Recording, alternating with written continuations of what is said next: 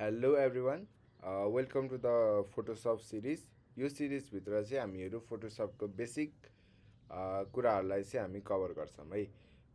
Photoshop भन्नाले चाहिँ हाम्रो यो एउटा चाहिँ हाम्रो यो एडोबको एउटा टुल भयो है। अनि एडोबको थुप्रै टुलहरू पनि छ, जस्तै कि इलस्ट्रेटर, इनडिजाइन अनि प्रिमियर प्रोहरू थुप्रै छ। अनि ग्राफिक डिजाइनमा युज हुने भनेको चाहिँ हाम्रो यो तिनवटा फोटोसप, इलस्ट्रेटर र इनडिजाइन चाहिँ बढी युज भइरहेको हुन्छ क्या है। फोटोसप चाहिँ हाम्रो एउटा रास्टर बेस्ड सफ्टवेयर हो भने चाहिँ हाम्रो इलस्ट्रेटर चाहिँ हाम्रो भेक्टर बेस्ड सफ्टवेयर हो। म यो रास्टर र भेक्टरको त्यो जुन डिफ्रेन्स छ म त्यो हजुरलाई अर्को भिडियोमा चाहिँ म हजुरलाई त्यो इन्फर्म गर्नेछु है। अब यो फोटोसप भनेको के हो त है। यसको चाहिँ हाम्रो यो फोटोसपको मिनिङ चाहिँ यसको नाममै छ है। जस्तै कि फोटोसप एउटा फोटोलाई चाहिँ एडिट गर्ने एउटा प्लेटफर्म भनौँ है। फोटोसप चाहिँ सुरुमा निकाल्दाखेरि चाहिँ हाम्रो यो फोटो एडिटिङ एपकै रूपमा चाहिँ निकालिएको थियो है। सो अब हामीले चाहिँ यहाँनिर हेर्ने हो भने चाहिँ यो एउटा चाहिँ फोटोसपको वेलकम स्क्रिन पनि भयो, वेलकम स्क्रिन। अनि त्यस पछाडि यसमा चाहिँ हामीले दुईवटा कुराहरू देख्न सक्छौँ, जस्तै कि न्यू फाइल छ, त्यस पछाडि ओपन छ है। अनि अरू भनेको चाहिँ हाम्रो यहाँ अब डिजाइन गरेको रिसेन्ट डिजाइनहरू हामीले यहाँनिर भेटाउन सक्छौँ भने यहाँनिर तलपट्टि हाम्रो फाइलहरू अरू कुरा छ है।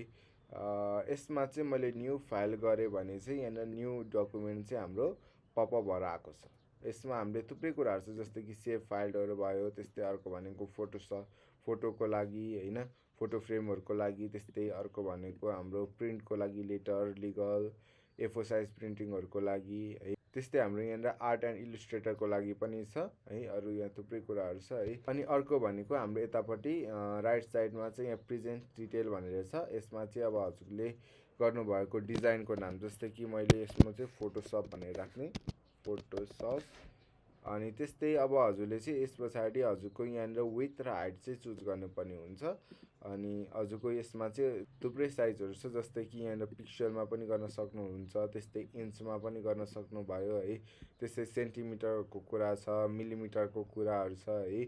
हजुरले कुन साइजमा चाहिँ बनाउन सक्नुहुन्छ है। यसमा चाहिँ मैले पिक्सलमा यसमा मैले 180 राख्दै 180 बाई 180 गरिदिन्छु। अनि त्यस पछाडि यहाँनिर अर्को भनेको ओरिएन्टेसनको कुराहरू पनि छ है। जस्तै कि हजुरको डिजाइनको जुन क्यानभास छ त्यो चाहिँ ल्यान्डस्केप बनाउने हो कि पोर्ट्रेट बनाउने हो कि। अनि त्यस पछाडि अर्को चाहिँ हाम्रो यहाँनिर चाहिँ आर्टबोर्डहरू पनि छ क्या है। एउटै फाइलमा चाहिँ हजुरले चाहिँ मल्टिपल डिजाइनहरू चाहिँ यहाँनिर बनाउन सक्नुहुन्छ है आर्टबोर्डको हेल्पबाट। अनि त्यस्तै अर्को चाहिँ हाम्रो यहाँ रेजुलेसनहरूको पनि छ। रेजुलेसन भनेको चाहिँ त्यो डिजाइनको क्वालिटी अथवा चाहिँ हाम्रो यो त्यो डिजाइनमा चाहिँ कति पिक्सल हुने है, त्यो कुराहरू छ। जस्तै कि हाम्रो यो 300 पिक्सल भनेको छ। यसमा चाहिँ के हुन्छ भन्दाखेरि यो जुन हाम्रो यो साइजमा चाहिँ 300वटा चाहिँ एउटा सानो सानो स्क्वायर सेपहरू हुन्छ भन्ने, एउटा पिक्सल हुन्छ भन्ने हो। अनि त्यस्तै अब यसमा चाहिँ अब हजुरको 150 पनि राख्न सक्नुभयो। त्यस्तै अर्को भनेको हाम्रो यहाँनिर 72 पनि छ है। अनि अब हजुरलाई चाहिँ सोसल मिडिया डिजाइनहरू बनाउनु पर्ने हो भने चाहिँ हजुरहरूले मेनली चाहिँ यहाँनिर 300 पिक्सल चाहिँ राख्नुपर्ने हुन्छ क्या है। जस्तै कि अब हजुरले यहाँनिर आरजिबी कलरमा बनाउने हो कि अथवा सिएमवाईके कलरमा बनाउने हो, त्यो अनुसार चाहिँ हजुरले चुज गर्न सक्नुहुन्छ है। अर्को भनेको यहाँ ग्रे स्केल छ। अनि अर्को यहाँ थुप्रै अरू कलरहरू पनि छ।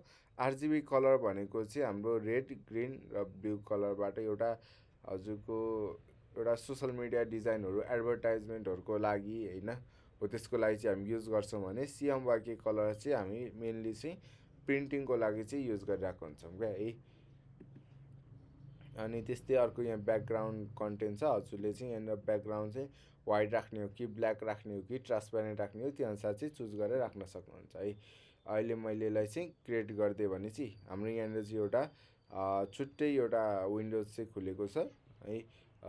यसैमा हो हजुरहरूले चाहिँ यसैबाट चाहिँ त्यो डिजाइनहरू चाहिँ बनाउनु पर्ने हुन्छ है। यसमा हाम्रो यहाँनिर क्यानभास छ, यो भित्र हजुरहरूले डिजाइन बनाउनु पर्ने हुन्छ भने यतापट्टि हजुरहरूको यो प्यानलहरू भयो है, यो प्रपर्टिज प्यानल, लेयर प्यानलहरू छ, अनि त्यस्तै यहाँनिर टुल प्यानलहरू छ है, अनि यहाँनिर माथिपट्टि हाम्रो मेन्यु बारहरू छ है। त्यस पछाडि अब हजुरले यहाँनिर आफ्नो वर्क स्पेसलाई नै म्यानेज पनि गर्न सक्नुभयो है। त्यसको लागि यहाँनिर यो हाम्रो यहाँ वर्क स्पेस भन्ने यहाँ एउटा आइकन छ, यसमा जानुभयो भने चाहिँ अब हजुरलाई चाहिँ कस्तो खालको वर्क स्पेस चाहिएको हो, जस्तै कि फोटोग्राफीको लागि चाहिएको हो भने यसरी फोटोग्राफीको यो प्यानल पनि ओपन गर्न सक्नुभयो। त्यस्तै अब अर्को भनेको पेन्टिङको लागि चाहियो हो कि है, त्यस्तै मोसनको लागि चाहिएको हो, मोसनको लागि हो भने चाहिँ हाम्रो यहाँनिर टाइम लाइनको प्यानल पनि आइरहेको छ है। अनि त्यस्तै अब अर्को भनेको चाहिँ ग्राफिक्स अथवा वेबको लागि हो कि है, त्यही अनुसार चाहिँ हजुरहरूले यहाँनिर चुज गर्न सक्नुहुन्छ। जस्तै कोड टुल भनेको छ, सबै टुलहरू चाहिँ यसमा एभाइलेबल छ है। अहिले मैले चाहिँ यहाँनिर डिजाइन वर्क स्पेसमै राखिदिउँ। अब यस पछाडि अब हजुरको केही गरी चाहिँ प्यानलहरू हरायो ओऱ्यो भने चाहिँ यसरी हरायो ओऱ्यो भने चाहिँ हजुरले यहाँनिर वर्क स्पेसको जुन आइकनमा गएर यहाँ रिसेट डिजाइन वर्क स्पेस गर्नुभयो भने चाहिँ यहाँनिर सबै अहिले हराएको प्यानलहरू जति छ त्यो सबै हाम्रो यहाँनिर आएको छ है। हजुरले यो म्यानुअली नै यसलाई चाहिँ क्लोज पनि गर्न सक्नुहुन्छ। जस्तै कि राइट क्लिक गरेर यहाँनिर क्लोज भन्ने अप्सन पाउनुहुन्छ। यो अब आफूलाई चाहिने जति कुन हो अनि नचाहिने कुन हो त्यो अनुसार चाहिँ हजुरले चुज गरेर यसरी क्लोज पनि गर्न सक्नुभयो। मलाई यो प्याराग्राफ पनि चाहिँदैन अनि क्यारेक्टर पनि चाहिँदैन, यो सबै नै चाहिँदैन है मलाई। यो सबै नचाहिने हो भने चाहिँ मैले यसरी रङ गरिदिन्छु।